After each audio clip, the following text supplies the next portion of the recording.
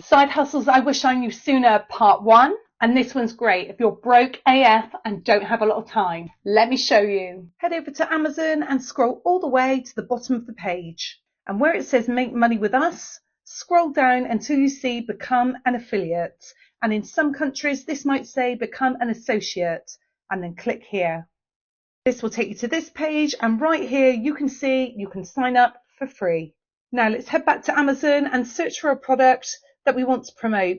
And for this example, let's use patio furniture since it's summer. This is going to give you lots of examples and opportunities, but let's find one that's selling really well.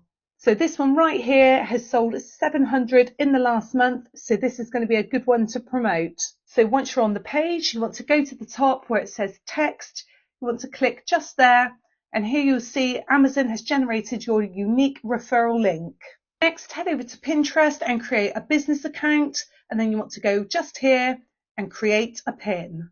Then it's going to give you this page, and then you put your image here, your title, your description, which I've literally copied from Amazon, and then here where it says add destination link, this is where you put your affiliate link, and this is really important, guys, because that is how you're going to get paid.